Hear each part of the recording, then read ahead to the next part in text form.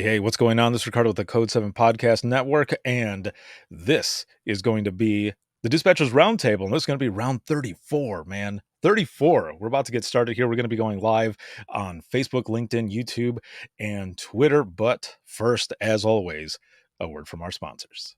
At InDigital, we know that public safety professionals hold themselves to a high standard. In fact, standard doesn't do it justice. In over 25 years working alongside you, carrying millions of calls over our IP networks, your dedication has inspired us. That's why our ESI Net goes beyond industry standards, not only I3 compliant, but designed to adapt to future development for a network you can count on when it matters most. Learn more at indigital.net. Carbine, it's multimedia. You can get text, translate to whatever language, getting away with the legacy equipment and going into a cloud-based solution. It's the first time in U.S. history that we have an EZNet through cloud-native call handling. As a police officer, to have the victim go video, that's unheard of. You're getting upgrades every month, not every year. To schedule your free Carbine demo, please visit carbine.com/WTT. If Within the Trenches has ever taught you something, open your eyes to what it is like to be a 911 dispatcher, or has inspired you to become one, then help support us and join our Patreon. Get exclusive bonus content, one-of-a-kind swag, discounts on merchandise, ad-free early access to new episodes, and much more. To join, please visit patreon.com/WTT podcast. And if you're an industry partner, we have something for you as well. And now, for the show. This is Jordan, and you're listening to the Code 7 Podcast Network.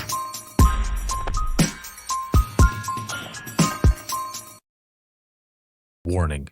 This episode contains the 3 A's of podcasting: adult content, adult language, and awesomeness. You've been warned. All right, welcome back. Almost went into that open mic intro. I was just telling my guest that one of these days, when I get the moment, I'm going to create the intro for the Dispatchers Roundtable. I want to have like some boxing gloves come in and just like what was it? Was it Rocky 4? I think it's got gloves that end up hitting each other and they explode. Something to that effect. That's what I want to do. But thank you all for joining us. This is going to be round 34 of the Dispatchers Roundtable. This broadcast is sponsored by InDigital as well as Carbine, and this is going to be a Carbine exclusive DRT episode. And there's a lot of stuff going on as usual. I just got back just a couple days ago from the Indiana 911 Professionals Conference. It was awesome to be back there. I have not been there in about 4 or 5 years, and it was good to be there because imagine listening the session that I've done in many places where dispatchers have the chance to share their IM911 stories, and as well as open mic where we share the lighter side of dispatch. It all started at that conference. And it's been amazing ever since. So be able to go back there.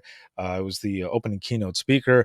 I got a pro wrestling introduction, which was the most amazing thing. And I'll be posting that up here soon. Excuse me, because it's something that you have to see. It was hilarious, but it was really good. And like I said, I did Imagine listening there, and I also recorded an episode in the industry partner hall. So it was excellent to be back. Thank you all at the conference for having me be back. And I'm looking forward to this conversation, to this round 34. And we're going to jump right in. So I am going to pull up my guest, and my guest today is Drew Clark, and he is the one of the customer success managers with Carbine. What's up? Yeah. Oh, snaps. Look at this. Okay. So he jumps in with the gloves. I'm going to go ahead and play this. So here is the intro music to the Dispatchers Roundtable. Yes. Ladies and gentlemen, children of all ages, welcome to the Dispatchers Roundtable. Yeah. Oh, We're that is channeling our inner amazing. Rocky. Yes. Yes. Oh, that is awesome, man. Thank you for being on. This is gonna be good. I'm excited to have you, and the fact that you brought the gloves, that is amazing. That's my favorite part is that intro right there with the music. You So know, thanks that for having me. yeah, no, it's an honor to have you on, man, and, I remember when we met in, at the Georgia conference, it was right before everything Went to went crap. crazy. Yes, yes, yeah. Yeah, man, everything went down and stuff, but I remember seeing you in a session after that, I was like, "I gotta get this guy on the podcast. Somehow, I gotta get him on," and boom, here we are. Yeah, it's crazy because you mentioned, Imagine Listening starting in Indiana. Mhm. And that's what I saw in Georgia, 2019 was Imagine Listening. I was there. And we're talking about mental health today, so I just have to put a Right. shameless plug in for you. That was the first time I have ever seen dispatchers let go, you know? Yes. And it was No, so you're sobering and vulnerable. And it was like, this is a safe space for people to just unpack everything we're taught to hold on to. It was incredible. thank you, man. That one was very heavy. Like they all are pretty heavy, with these powerful stories and all. But there was a picture. There was a girl there who was sharing a story and she was crying. And I remember walking up to her and I said, Can I hug you? And she's like, Yes, please. And I gave her a hug and someone had taken a picture and I was looking at the picture and I can see it in my head now. And I thought, wow, that was the powerful moment, but just everyone in there, so many people wanted to share stories and it was just share after share after share, and then of course at the end of it, I end up saying, so who wants to laugh, and everyone's like, yes, yes, please. Yeah. Bring on the open mic. Yeah. Right, yeah, bring on the open mic, and then even more stories from that time, and it was laughter, it was emotionally intense in the beginning, and then laughter afterward, and it was just a humbling, sobering, but powerful experience, and Hmm. it is awesome to have you there. Thank It you. was Yeah. good. It was awesome being there. So thanks. So, we have you here, and for Uh-huh. those who may not know you, and I don't know who doesn't know you, but a little introduction on you. How did you get started in public safety? And then, you're now working for Carbine as a customer success manager. Let's hear a little bit about your journey first before we jump into this topic. Yeah, so crazy story that not a lot of people know is that I went to college for neuroscience, actually. So I have a degree in neuroscience and psychological brain sciences. And Nice. a large part of my early teenage years into kind of my 20s, I was doing research. And so I was in labs, like classic science research, running mice through mazes and doing all types of crazy science experiments. But it wasn't fulfilling for me. Hmm. And I knew the work was important, but I wanted to see something where I had like an immediate impact on people. And so my mom was actually the one that was like, at that time I was living in Baltimore, and she Hmm. was like, Fairfax County is hiring for 911 dispatchers. And I was like, well, I don't live in Fairfax County. That's where she lives. Right. Yeah. So I applied to Baltimore's 911 center, and I didn't get the interview, and I applied to Fairfax and immediately I got the interview. So that's kind of how my journey started in 2013. So mama knows, right? Mama knows So best. yes. Yeah. That's interesting because when I first started out and, I was just visiting in Florida, and that visit turned into a longer time, and, my mom was wondering if I was gonna get a job. I was like, "Okay." And, so, I'm looking around too, but it was my mom who told me as well, like, "They're hiring at the local police department, hiring for dispatchers. Your cousin knows, the chief of police, or her husband knows the chief of police, and they were talking about it, and that's how I know." She goes, "You should apply." And I said, "I don't know anything about it." Same, right. But yeah, it's like I only know the stuff that I see on TV. And, Hmm. so I ended up going, I got that interview. It took a couple months before I finally found out that I got the job, but I got the job and I fell in love with it. Hmm. Yeah, same. It was like it's such a unique culture, our 911 centers, right? And we're such unique people. And when you make that commitment to serve, it's like with like-minded people, you build family. And Right. so for 8.5 years, that's where I was with family in the 911 center. And I'll be honest, Ricardo, it was very hard for me to come to terms with leaving them. Mm. I actually had a lot of guilt when I left, and I couldn't celebrate moving to the private sector until maybe like 1 or 2 months after I had accepted the offer, because I have all these people that were looking at me like, we need you, and I had to choose myself.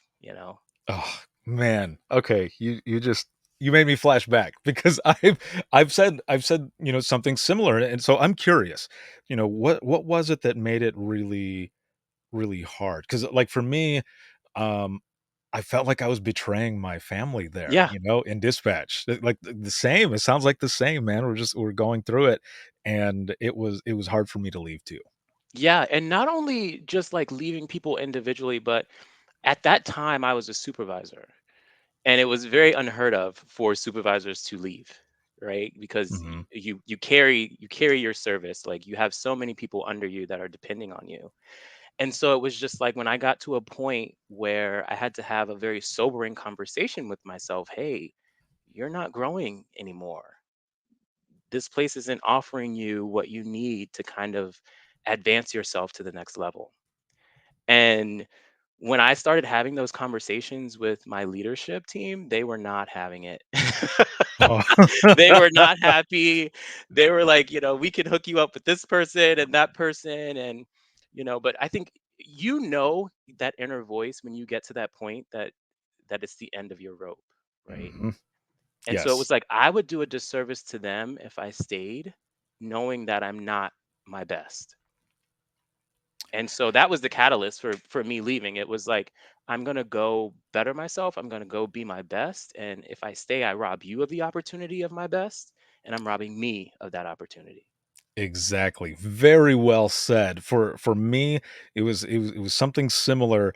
I had to come to terms with, well, one, that I would be doing this for myself and my family, but also coming to terms with the fact that what I was going to be doing, whether it was the work that I was doing in the private sector of 911 with the company that I was going to, or the continuation of the podcast, that it was ultimately somehow going to help 911 as a whole. Like, that was the goal. That was the main goal, that I was not only going to continue to help those that I worked with, but the entire profession as a whole, or at least that was my hope. And that was what finally had me going out. But man, I swear, after like that first month or so, I thought, did I make the right choice? Uh-huh. Yeah. Yeah. What am I doing? Oh no. Yeah, yeah, but everything turned out very well, and from what I've been seeing with you, as well, with the company and all, but also, the public speaking and education and everything else, you're really bringing your experience, whether it be life experience, but also 911 experience, to the entire community, and it has been awesome, man. It's been awesome to see you moving on up. It's been It's a good. great honor. It's a great honor to give back. I think for both of us, right? We don't Mhm. want to, we're not leaving behind what we've learned and what we've lived through. We're not leaving behind the stories of the people that told them to us either, right? Right. And so we're taking those experiences and kind of navigating a new space with that. And I'm just grateful that Carbine allows me to do that. They're very supportive of me kind of being in the industry and still being part of the community, because I still have trouble not considering myself a call taker. Like, Same. you Yeah. know, Yeah, yeah. Once dispatch, always dispatch, man. It's exactly. always there. Yeah. Yeah. So before we get into this topic here, just really quick, kind of a brief overview of who Carbine is and what they do. Yeah. Carbine's a leader in next generation solutions, especially for call handling equipment. Mhm. So we're providing next gen solutions like video to 911 centers, two-way silent chat. We provide device-based location, dynamic location services. Everything I wish I would have had when I was in the seat. Right? Yeah. It's weird because I was having a conversation about sort of pinging phones with people, Mhm. and I remember being a supervisor having to request with the phone company if they could ping the phone, and then I would have to sign a waiver, and it would take like 30 Oh, minutes. And now with Carbine, there you click a link, you have the location, right? It's all caller caller permission based, so there's no waivers to sign or anything, and it comes in handy when people need it most. And I think that's the part that I emphasize to people because they're like, "Oh, well, we don't need this and we don't need that." You don't need that right now, But when you're under the headset and you're trying to meet someone where they are, you don't know which of those tools you're going to need. Right. So it's better to have the tools than to need it and not have it, right? Exactly, and you need it like that, not Instant. those 30 minutes that you were talking. I remember that, man. I remember trying to Oh, find I somebody, hated it. and you feel helpless as it is, right, on the phone with people sometimes, especially, with this topic that we're gonna be talking about, folks who are, dealing with their own, the mental health, but also suicide callers. Yeah. There's a lot of times where you'd be looking for someone and you would I remember for myself, I would yell over to, being on main phones in my center, we would be on one side and then main radios and the backup person of radios and phones, they would be on the other side of the room. So, I would be holding on to the phone as I'm listening to what's going on, if it's an open line or something, and having to yell over and say, I need you to get this paperwork started. We got to find where this phone number, who is the carrier, and try to get a ping, try to figure out where this person is at. There was one public website that I remember using. It was called Phone Finder. Yeah, It, yeah, I used that too. yeah. Oh, that's hilarious. Yeah. It came You in the clutch, man. You It did. Yes. Oh man. Yeah. If they couldn't find anything, I mean, we would go to the website first, but then we would use them as, the carriers of confirmation and stuff, but we would still be going off of that. It would give the carrier and then like any other information that might come back for it. But I thought, man, there's got to be a better way. And so Yeah. that's interesting. You use the same thing. Yeah, absolutely. Google. Like, Google's your friend. Right. Yes, yeah, all of it, man. So, the topic for today for this round 34 of the DRT is invisible wounds, mental health, and suicide prevention. And that's actually part of this month. It's the last day of the month. Mhm. However, it's a good wrap up to everything because it's not just for this month, right? Yes, it's the awareness for this month, but man, we practice this every day, right? There's a lot of things Exactly. that go on. So, the first thing we want to touch on is 988. So what exactly is it and why is this necessary? Yeah, so 988 is kind of the newest three-digit number. So like 911, 988 was basically made to so that people who are in mental duress or in a mental health crisis, they have a number that's easy to remember and accessible. I don't know if you know the 10-digit suicide prevention lifeline number, Ricardo, but I didn't, when I first started talking about this. Mhm. And so we expect people in crisis to remember that number. It just doesn't make sense, right? Right. And we know that in 911, people have lived at the same address for 20 years. In crisis, they don't know their address or they get it wrong. So you need a number that's easy to remember, that's easily accessible, that people can not only call but text. And so that's going to be 988 if they're in mental health crisis or going through substance abuse as well. Yeah, that you're definitely right in the sense that I don't remember that number. Yeah, we would be there, and I remember being in dispatch, and we would be having conversations like this, where we would say, "Is there's another number, right?" And they're like, "Yeah, there's another number," but people would just call us. And I think even years ago, we would talk and say, "Well, what if there was a three-digit number, for something like that?" Well, now years later, here we are. And it sounds like, and I'm not sure if how much you know about this as well, but it sounds like in some areas, as soon as 988 went into effect, there was a significant impact on some of those calls, at least to that center, and then other ones that may have been coming in, may have not been coming in, but it seems like there was kind of a jump because now folks had this three-digit number where they could get help. Absolutely. And so for all of the people listening, 988 went into effect July 16th of this Mhm. year. So nationwide, it's in effect right now. And the first month, they did see a 45% increase in call volume. Wow. And what that says to me is not that the need has all of a sudden changed, it's Mhm. that people needed it and couldn't access it, Right. right? So it's really great. They're seeing tremendous success, but there's a lot of parallels in 988's journey that we had in 911 as well. And so if you think back 54 years ago when 911 was first kind of created, they're starting from ground zero, Mhm. right? They don't know a lot of the pains that come along with staffing a center when the volume has exceeded kind of the resources and things like that. So I think it's an opportunity for us in 911 to kind of be big brother, to play nice in the sandbox with them and to kind of give them some best practices and things that we've learned. Yes, I agree with that as well, especially because some of the stuff that, as you're saying, that the parallel from the time that 911 started, well, there wasn't location, right? There wasn't location or anything. People needed to know where they were at, Yeah. and, also, kind of the ability to transfer, Yeah. that really wasn't there either until way later, and some of these issues are there with 988, but there are a lot of places that they've been working together. The centers have been working together to see how certain things are going to work. If we're able to transfer or not able to transfer, how do we get a hold of you quickly so that we can get this person help if they need someone to actually be sent out there?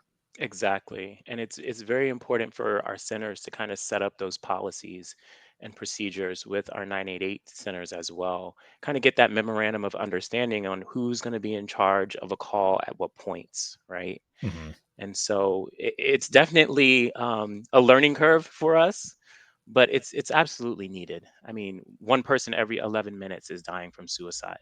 So Oh. we don't have the luxury of just saying, we're not going to engage with 988, or this is 911's command and control. We're not going to transfer anything or spread the news. We don't Mhm. have that luxury.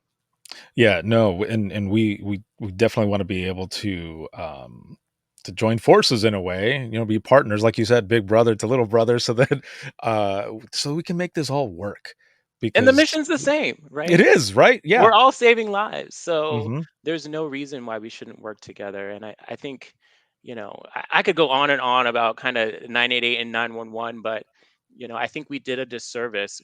We didn't really realize this was happening at the time, but we did a Hmm. disservice when we made 911 the catch all number for everything.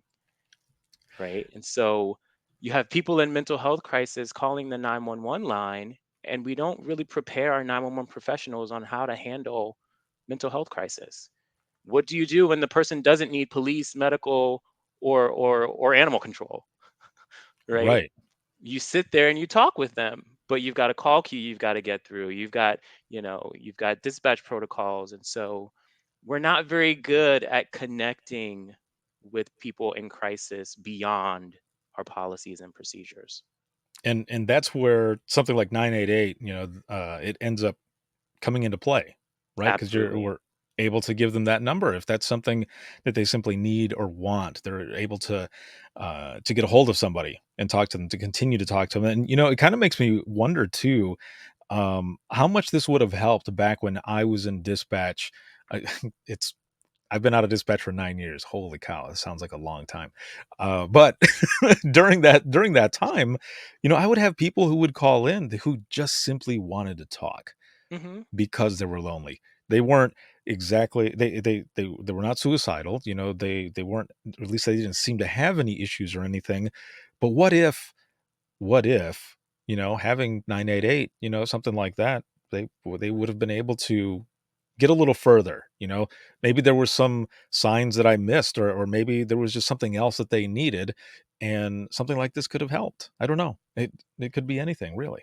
Absolutely. And the difference is 988 is staffed by mental health clinicians Mm, or yes. therapists or counselors or even just civilians with lived mental health experience. So immediately there's kind of a divergence when someone calls 988 versus 911.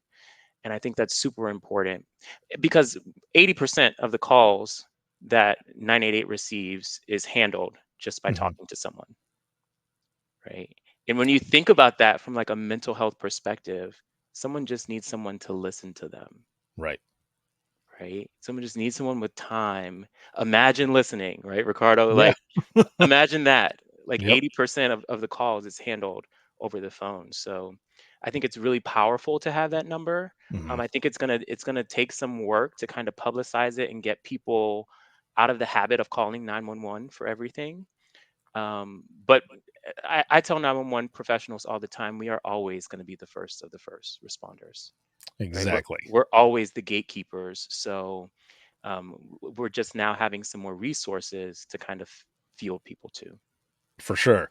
And for those who are watching and listening right now, if you have any comments or questions, please throw them into the comments there. We will get to them as we're going through this. But also, if you have any recent experience since July 16th with the launch of 988, please throw that in the comments as well. We would love to go over that. And what I want to share here really quick is this website. So it's 988lifeline.org, and there's information on there. Again, this is the last day of the month for the awareness. However, like I said, be aware of it all the time because it's there.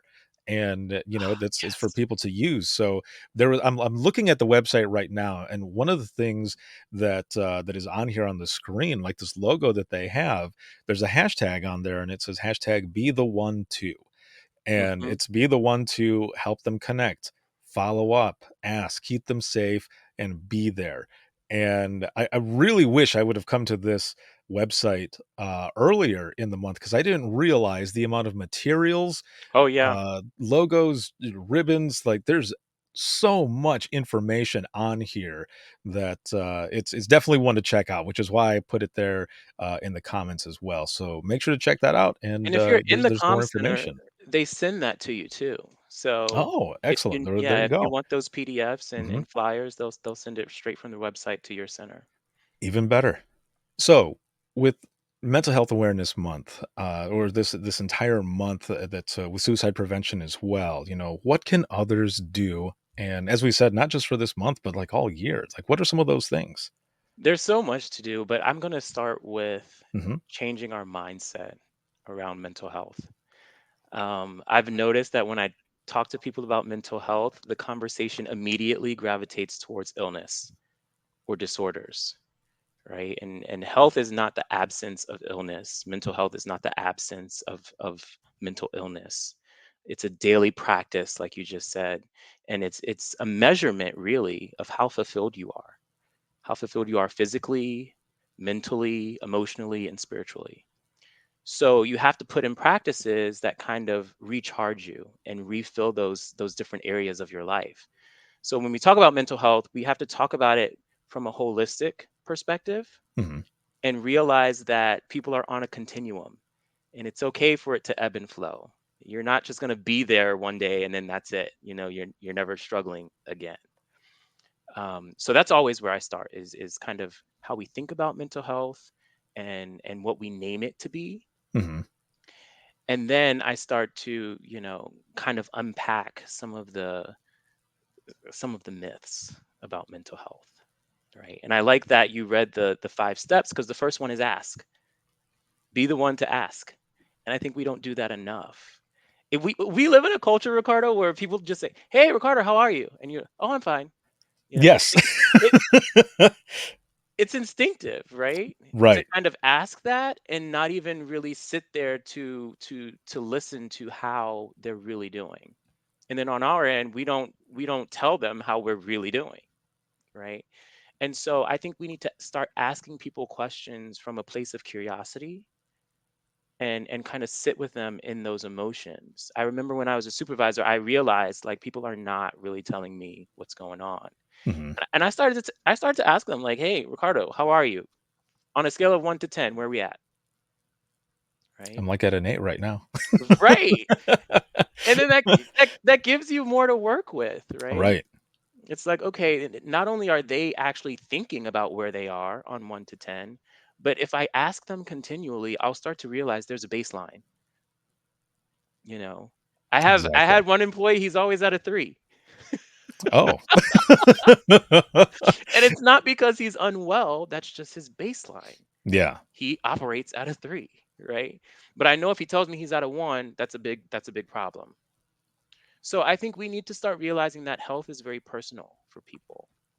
And we're not always at the same point in our health journey as each other. And so asking, how are you? What are you going through? Bring me into your world and then actually making space for that, that creates connection, right? That creates vulnerability, and that starts to feed people mentally. Yeah, the whole ask part, that is it's funny that, that we're having this conversation, but also that, that's the first part there. And the reason I say this is funny is because I recently mentioned this in a conversation with a couple of good friends of mine. We were talking about, the short staffing issue, Hmm. and it we were talking about, well, I was telling them that I had recently seen a few different people in, some of the private dispatch groups, just simply saying that they went in and spoke to their director or deputy director or whichever and just said, "I'm done. Like, after this shift, I'm done." And I realized how, sad and depressed that I've been, and I can't do it anymore. And what I had said to them was, "What if our folks just needed somebody to talk to, but they felt like they didn't have the chance, or that they couldn't because they felt weak?" I mean, that's how I felt when I was in dispatch in the beginning. Before I started talking and everything, I would bury those calls. I didn't wanna be the one for someone to say, "Oh, Ricardo can't hack it." Until I stopped caring about that and, well, cared about myself Hmm. and my own mental health and wellness, and started talking. That's where it was therapeutic. So during my speech the other day at the conference, that was one of the things that I brought up. What if people just needed someone to talk to? What if they just needed someone to ask? And not just ask if they're okay, and then someone say, "Oh yeah, I'm fine." But ask right after that, "Are you really okay? Like, is there Hmm. is there anything else?" Because a lot of times people will say, "Okay, yeah, there is something," and either they'll say, "Let me go ahead and tell you," or "Let me process it first," or, "We'll talk later on," or something like that. But at least that's that first step, right? At Hmm. least you know that there is something going on, and you can go from there, right? Absolutely.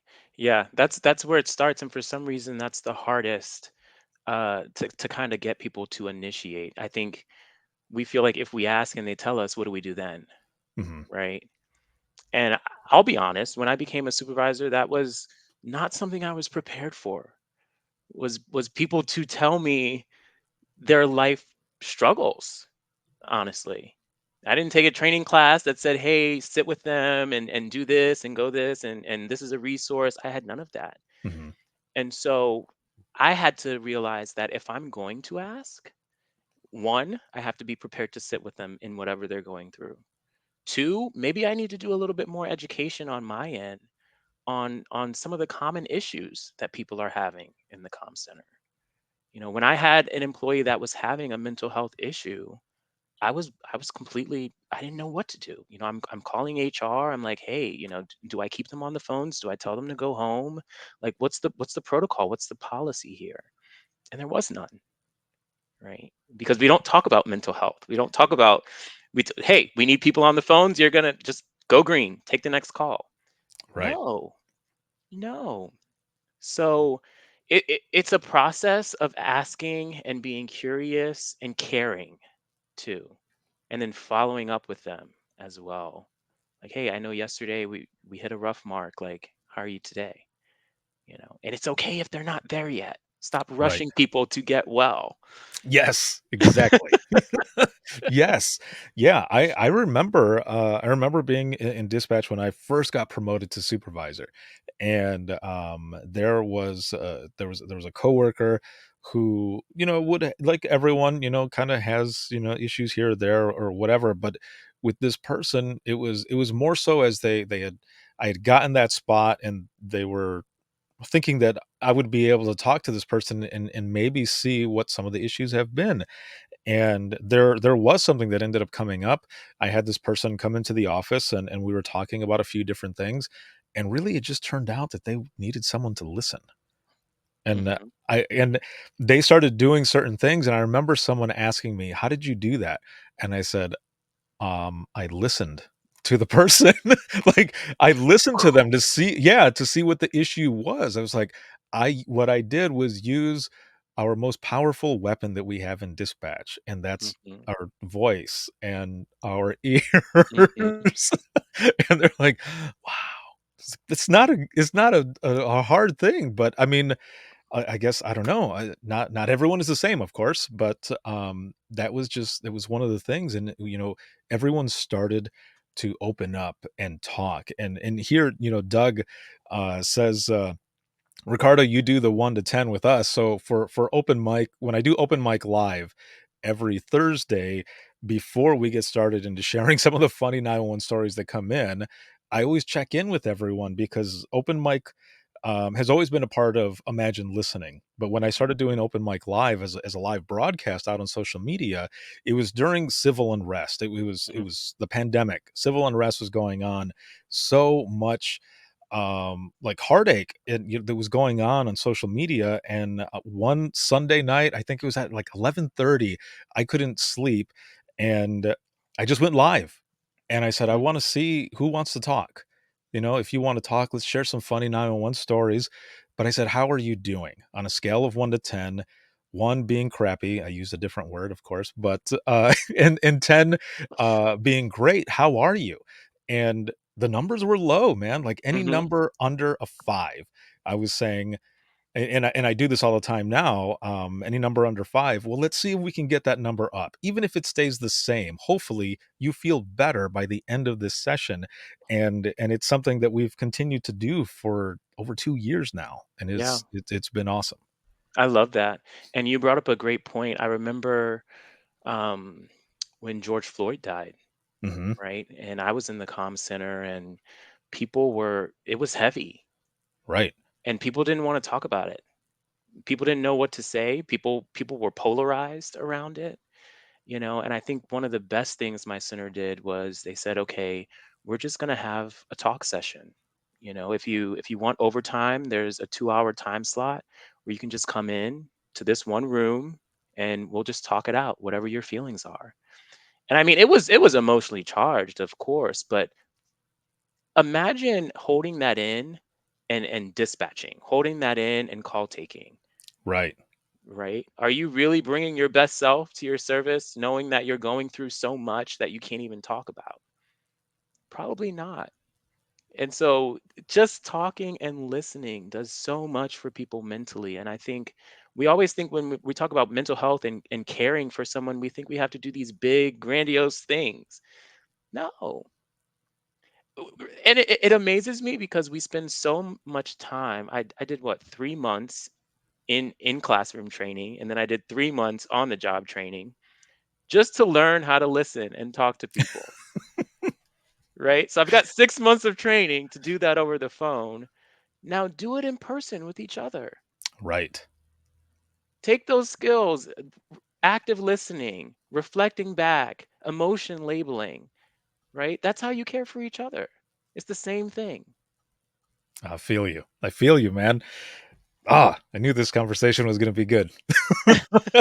This is good, but this is stuff that's important that people need to be talking about and everything, and a lot of people don't. As you're saying, we can use our own skills that we Yes. learn on each other, which is a good thing. That sounds bad, but I mean it's like payback. No, that's not what I mean. I just mean in a good way that we're able to talk because we are masters of communication. But Hmm. when it comes to communicating with each other, however, not so Yeah. much. It's Yeah. not always there, but we can be, and we can do that. And all it takes really is being human.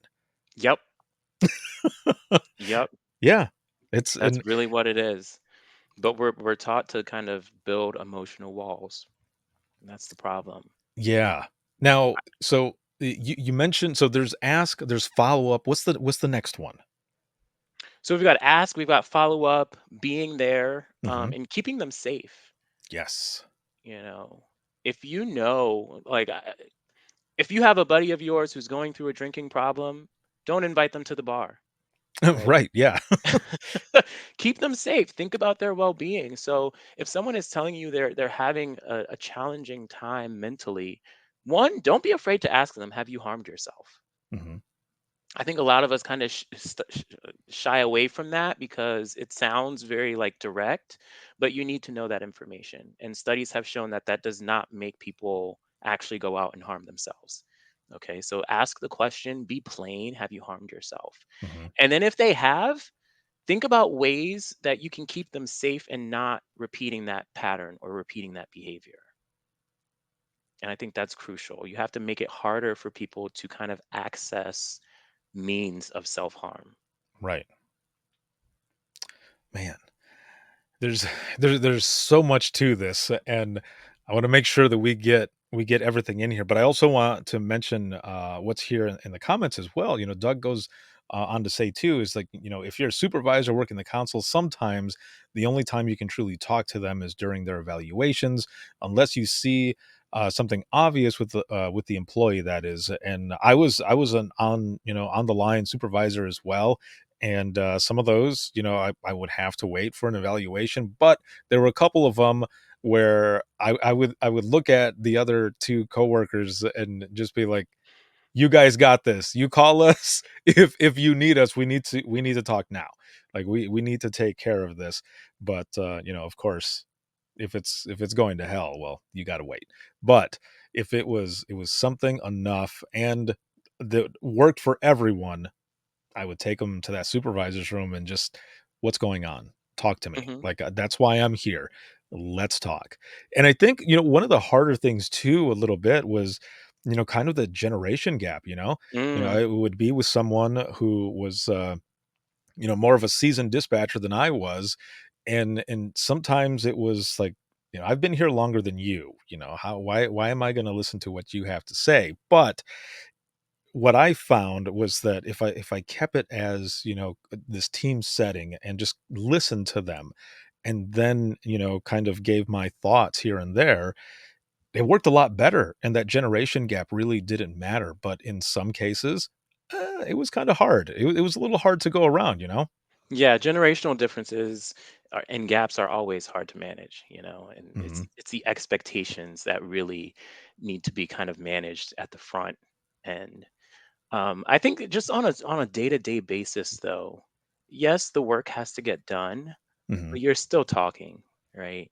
Right. There's never an opportunity where you should just be at your console and you haven't engaged with anyone around you.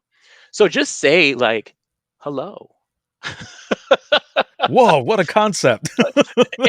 It's wild because I remember when I was doing this talk on customer service, and I remember every time I entered the PSAP, the first person I would see is the janitorial staff. They were always Hmm. at the front cleaning or doing whatever they do, and they were Spanish speakers. So I would say hello, I'd say hola, I'd walk past them and just show face. Right. And then they start to come to me with little things. And it's like, oh, they actually want to engage, right? And I think we have to do that with our people too, is we have to Mhm. build a practice of talking to them about little things or blue sky things when things aren't falling apart, Right. so that they'll come to us in those moments and say, hey, this something's a little bit off, rather than 2 months later when they're saying, I'm done, I can't do this anymore, Right. right? Yeah, let's get to it before it gets to that point, because man, I swear, it just those few days ago, or last week, I think it was, seeing a lot of those uh posts from folks who have, been in dispatch, whether it was, over 5 years, under, over 10, whatever it was, something was going on, and no one there was no one there for that person, and then they're just finally out, and they're completely done. And that sucks, because I mean, dispatch is hurting right now. There are places all over. I mean, there's a lot of places that have always been kind of short staffed, right? 911 as a whole has always been pretty much short staffed. However, now it's like, it's critical, and we got to figure this out. Hmm. And it's care, Hmm. right? If you don't care for your people, they're not going to stay. Okay. So we can hire, we can go on these hiring campaigns and go to new Right. places we've never went and hire virtually and all this jazz, but what you're doing when they're in the house matters the most. Yes. And so if you're not engaging, if you're not communicating, if you're not caring for them on a constant basis, that's the call of leadership, Right. right? It's to care. And so we have to invest more in the care process so that they want to stay and they don't feel overlooked. Exactly. and also, the mindset of that this is a career also, and not a Hmm. stepping stone. But along with that career, what are those pieces in there, like you said, to help stay, but also to continue um, the love and care for their mental health and wellness. It's not just enough to promote self care. Like there's a lot that has to go into the center as And well. you know what? Some people are not, and I don't take this the wrong way, but some people are not strong enough for self care. Hmm. Okay. And so they need someone to guide them and show them what care looks like. And I think that's especially important for younger dispatchers or newer dispatchers. They don't know how to maintain a 25 to 30-year career. Hmm. So you have to instill in them practices that will get them there, you know? And if you're not doing that early, yeah, they can become the 5, 7, 10-year dispatcher that's just completely worn out, burnt out, mentally just done, but they're still filling a seat. Yes.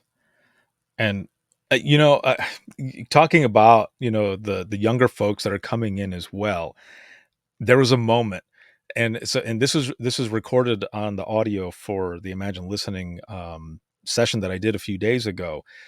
There was a moment where there was a dispatcher in there, and she because so I'm a baby dispatcher, and like she just started, and she told a story. It was powerful but gut wrenching story, and she's crying and all. And I said to her, I said, "It's thank you for being here and having the courage to share this, because you're seeing this early on where a lot of us didn't have the chance to be able to share like this with people that know where you're coming from." Mm, And she was saying thank you, and I was like, "No, thank you for sharing." And if you need anything, don't ever be afraid to ask for help.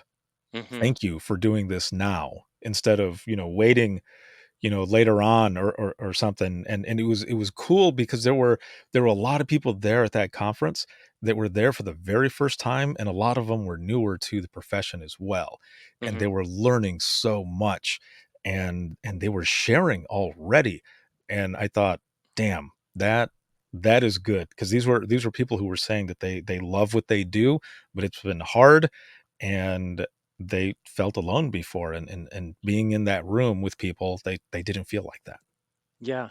I think, that speaks to kind of the power of mentorship, Mhm. and it's so important to kind of take other people under your wing because that's how you build community, right? And so when you have newer people, or not even newer people, but just you have people that you are responsible for, that's how you care for them, is through mentorship. By opening up that space, asking them questions, sharing resources, showing them that there's a community out there. Why am I 6 years into my 911 career and I don't know anything about APCO or NINA? You know, I don't Right. know where to go to talk to other dispatchers outside of my center. That's a problem. That's a missed opportunity for mentorship. And so we have to get into the practice of mentorship within our centers so that people aren't searching every which way for someone to kind of show them the way. Oh, man. It's Again, tough. yeah.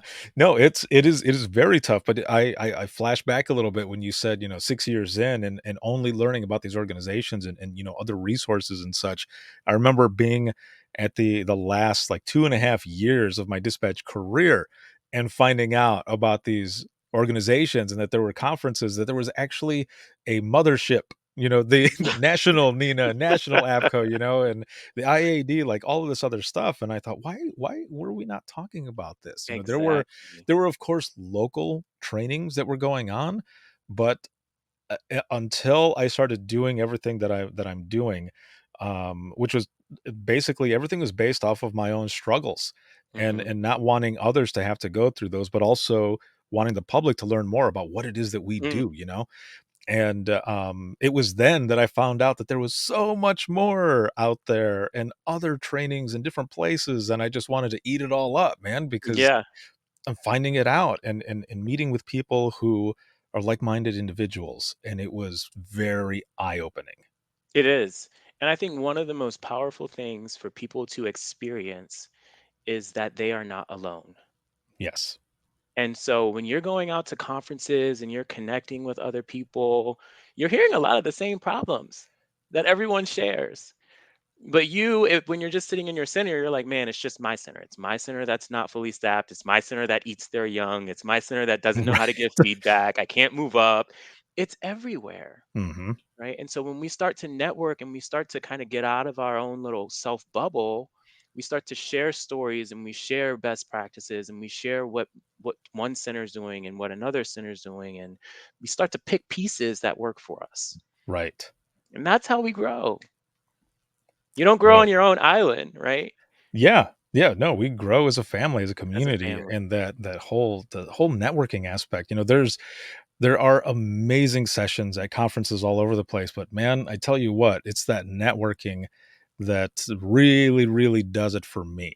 Hmm. And just building those friendships, because those are people that you can call on later on. Yep. Are you guys dealing with this over there? How are you dealing with this? How are you doing this? So that it's a good segue as well. Excuse me. As we kind of touched on this a little bit, but thinking about that mental health in the ECC, resources, peer support, EAP, any of that stuff. What are some of your thoughts on that? Yeah, I think EAP and peer support are absolutely necessary. Right. And I think because it's just like what we talked about, people need someone to talk to. And Hmm. sometimes it can't always be a supervisor or, a peer. Sometimes they want an impartial party. And so I think EAP is great. I think peer support is great. What I will say is if your center has peer support, develop those peer support members, Hmm. right? Because it is tough hearing stories from your peers that you cannot share and you may not have all the answers for. So you need to equip your peer support members on how to handle and how to have difficult conversations and things like that. I think 911 centers also need psychological first aid training. Why do we not have mental health first aid training? I don't know because, like I said, we're the gatekeepers. We're not only fielding mental health concerns of the community, but of each other. Hmm. So we have to empower each other to kind of stay up to date on what mental health looks like, what it is, what certain signs and symptoms of burnout and stress are. And you shouldn't have to wait till you get to a conference to learn that, right? Very true. Yes. Because Right. I learned that at a conference. It was like, this is what dispatcher burnout and PTSD and stress look like. And I'm like, whoa, I think I'm hitting a lot of these things right now. Yeah, Um, no, I agree. There were a few of those early on that I saw. Well, again, and it was towards the end of my career, and when I was seeing a lot of those, and I thought, "Damn, how did we not know about this stuff before? Or maybe we did, and we just weren't talking about it. Like, why did I have to come here, or wait for this training that I was waiting for 4 months or whatever to find some of this stuff out?" And also, well, I guess at that time too, there really wasn't a lot of resources for us to look into. It's just mhm, from about 2016 on to present time is when things really, the curtain was pulled back mhm. and people really started seeing, that most important person that you will never see, well, now is in the spotlight, and everyone is learning more. There's you can find so many different things now, resources and such out there. But before, like you said, why am I waiting this long? Like, Mhm. I Yeah. don't know. And you have to develop a routine. And I know when we say this, it's very cliche, but you have to work out, right? Hmm. And not necessarily hit the gym, but walk. Take a walk. Experience the outdoors. I think, changing your physiology helps to change your mindset a lot. Breathing exercises that you can do at your desk. Inhale for 3, hold for 3, exhale for 3. Simple things like that that just kind of help you deal with the lower scale stress on a daily basis will maintain you throughout the year. And then I think, we talked about Dominique. I love Dominique. She has this lunchtime confession. She said, find an accountability partner, Hmm. right? So if you're going on this journey where you're trying to take care of yourself, find someone that you can share that with who'll keep you accountable. Say, hey, I know you're working on that. This doesn't seem like the direction you want it to go in. Like, how can we recalibrate here? Yes. Finding someone you trust who can do that with you is crucial. Yeah, very much so because, a lot of times, I know because I was there myself, it's hard to look in the mirror and realize, like, you need to change something. Like, Yeah. Like the it's you me, right? right, yeah, you're the issue. Like, "Hi, light bulb." Yeah. It's Yeah. it's it's hard to look at that because, there's a little bit of shame there too, right? You're trying to do so much and be so good for so many other people that when it comes to you, you don't really care sometimes. Not even sometimes, a lot of times. You don't really care what's going on with yourself because you're doing so much about for others, and it's time for us to finally care. Yes. And we have been talking about this, for the past few years, but even more so now with so many other things that are going on. And this is a good segue too, is we're going into kind of the wrap up of this round, which has been phenomenal. Thank you so much for being on.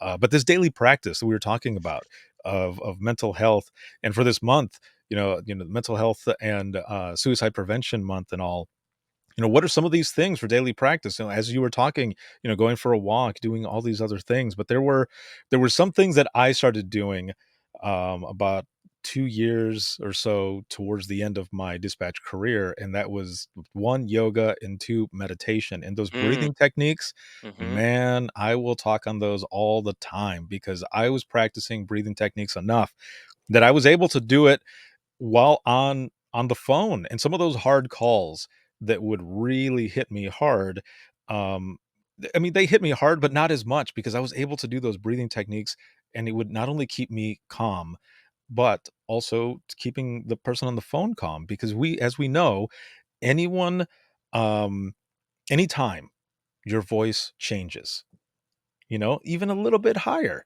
the person on the other line is gonna hear it. They're Or gonna the check it. officers. Yeah. Yeah, or the officers on the radio, yeah, and they're gonna think, "Okay, something is going on," and there's ways to control that while keeping ourselves, good to go and calm. Absolutely. I think you're practicing for the big moment, right?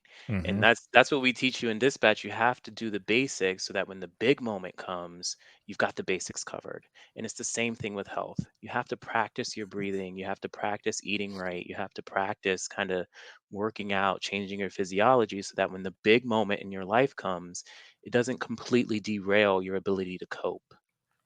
And that's what resilience really is. It's your ability to cope. It's not being numb. It's not, nothing hurts me. It's just, okay, this is what's in front of me. How do I handle this? So Right. I love that. And I know you and I talked about detoxing too, like Yes. a social detox. I do that every January. I cut off my social media because I don't know. Social media is kind of like my grandma used to just watch TV all the time growing up. Mhm. It's social media just reminds me of like my grandma watching TV all the time. And it's like, grandma, turn that TV off. Like it's Right. all bad news, right? Right. And sometimes social media is just it's the world that we're just absorbing all of the world's problems at once, and it can be very toxic. Yes. So thinking about it in that sense, you remind me of my grandmother's as well. Kind of doing the same thing throughout the day. And that Hmm. would be watching soap operas Oh throughout yeah. the day. So basically, social media is that version of soap operas and then the drama that comes from it. Hmm. Yep. Oof. But it's good. It's I myself, have had to just kinda take a break. I would put out there on my personal Facebook and say, "I'm gonna be out for the week." Other than podcast stuff or the media things that I'm doing on all of those other social media, outlets, I'm not gonna be on the personal one because, the other stuff is work, like, that stuff I still do, and I don't even see it as work because I love it. I love doing what I do for a living, but my personal social media stuff, I was like, "Er, I need to be done with it for a little while because, man, there's only so much that you can see, and, trolls are real, and sometimes you just need to take a break Yeah. and detox from it." I mean, how many times, and I don't know how it is for you, but for myself, especially wearing a watch that is connected to your phone and Mm. all, I there would be times, I'm not gonna lie, I'm gonna go ahead and say this. I would take my watch off. I wouldn't have a detox from my watch, and I would feel my wrist twitch, and I would look down. I'm like, I'm having like a phantom notification. What is going on here? And it would take a couple days or something just to, like, just be done with it, but it was an interesting thing. I mean, I've read about that in on your phone too, if you've got your phone in your pocket and you're getting these notifications, when you don't have your phone in your pocket, sometimes you get like a little twitch on your leg because I don't know if it's just used to it, but it's like phantom notifications. I don't Yeah. know. Yeah. That's wild. I think, for me, I had to, and this is something simple that you can do if you're trying to disconnect from your phone, Mhm. is put it further away from you. I know when I used to wake up, my phone was the first thing next to me, and then next thing I know, I'm on Instagram early in the morning. 6 o'clock in the morning on doing what? Talking to who at 6 o'clock in the morning? Right. Like, there's nothing to see, right?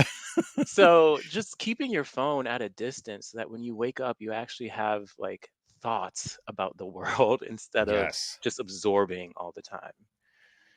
Yeah, and those can be the most amazing moments, and I say that because there are moments that I can remember now that where I've awakened.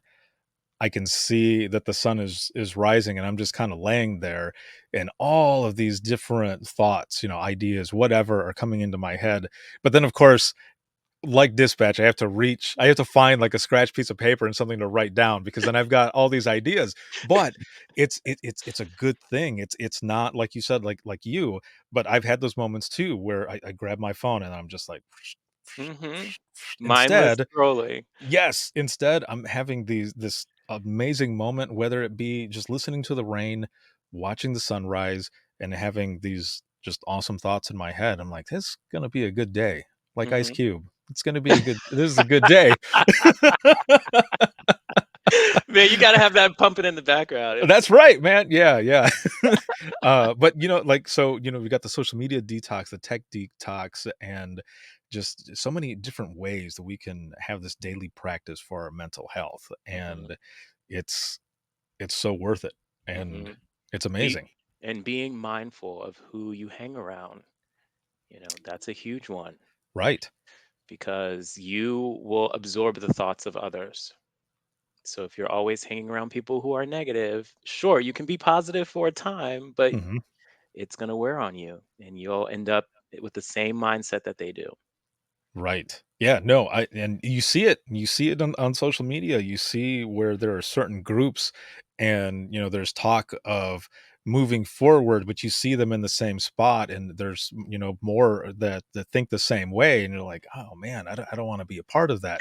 Or another example, I remember I remember a supervisor meeting once and we were talking about low morale there in dispatch and how we can bring it up and how we can be with each other. And there were some people who would say, no, the way you act and the way you think or the way you talk or whatever does not affect me in any way whatsoever. I'm not gonna that's not gonna I'm not gonna absorb that. And I stopped the person and I said, hold on a minute. I said, it would affect you, and let me tell you why. I could come into dispatch as your supervisor in the greatest mood rather, saying, "Today's the day. We're gonna have an excellent shift. We're gonna do this." Just be pumped, like Hmm. rallying everybody, and you're gonna be pumped for it. But if I come in and I'm being a jerk and Hmm. cold and crappy, you are gonna feed off of it as well, and it's gonna eat at you, and then we're all gonna be in a bad spot. Yep. And the person just kinda looked at me and thought and then said, Okay, maybe you're right." Because it happens. Yeah. Yeah, you can feel other people's energy and Mhm. we set the tone, right? We set the tone for how we want our day. And so if you know that someone is just constantly negative, stay away from them, Right. you know. Negativity loves company. Just leave them alone. Set them aside, and find like-minded people. So I see Andrea King in the comments. That's my like-minded girl right there. That's my change Mhm. champion, and just being able to work with her, it really strengthens me. When you get with someone who kind of has the same mindset as you, who kind of wants to vibrate on a different frequency than everyone Right. else, you know. I feel that for sure. Now I have a question for you as we're Okay. going into the wrap up of this. Okay. And Andrea just threw you 3 hearts there. Aw. Very nice, very nice. So, if you could go back in time hmm with the knowledge that you have now and talk to yourself, what advice would you give yourself? Mm. Oh, the look on your face. I mean, we've talked about this a little bit in the beginning. Yes. Yeah, My yeah. my advice would be to choose myself. Mhm. I think it's I don't know what it is about being in public safety or being in a service industry. We tend to try to give from an empty cup, and you can't do that, right? You can't sacrifice yourself for the good of others. You have to pour into yourself. And so my advice to younger me would be choose yourself. Wherever you want to go, whatever you want to do, whoever you want to be, choose that route for you. Awesome. Yes. Thank you, man. Thank you so much. And Doug says that's a deep question. And it is. It definitely is. A lot of the episodes now that I have recorded with 911 professionals, that has basically been that last question. It was either, what are you grateful for out of your, dispatching career? But then this one, especially, what would you go back and say to yourself? And there have been a few people who have actually gotten a little emotional because they think Yeah, about how it was in the beginning and how hard it was and how they didn't really have anyone, but that they eventually had mentors, and what they wanted to do was to leave the profession better than when they found it, so that others would have a better experience. It's like Doug Showalter and Jill Showalter and company. They have their saying of leaving a legacy, and that's one of those things, is to be able to leave that legacy, leave the profession better than how you found it. And absolutely. that's just one of them right there. Yeah, So yeah. how can people find out more about you as well as your company and the things that you've got going on? I'm all over the place. So Drew Clark on LinkedIn, Drew Clark on Facebook, my company Carbine. You can email me at andrewc@carbine.com. If you're interested to talk carbine related things, please hit me up. I love talking about next gen technology and what we can bring to the future. So, really excited to connect. Ricardo, thank you so much for this opportunity. I've been thinking about this for many, many years now since we Yeah. first connected. Yeah, we're definitely gonna have to do another episode, whether it be something like this, the Dispatchers Roundtable, or on the flagship show. We're gonna have to do another episode. But also, kind of thinking about um, this topic, that we've been talking about on invisible wounds, mental health, and suicide prevention. What are some of your final thoughts on this topic as well? And I guess, where do you kind of see this in a few years? Yeah, my final thought that what I really want people to know is that they're not alone, Hmm.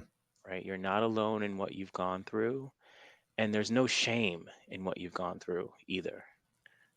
So find someone, whether that's that accountability partner or whether it's a therapist, whether it's a supervisor, your mother, whoever, whoever is willing to listen, share, share what you're going through, um, and kind of start to develop your voice a little bit.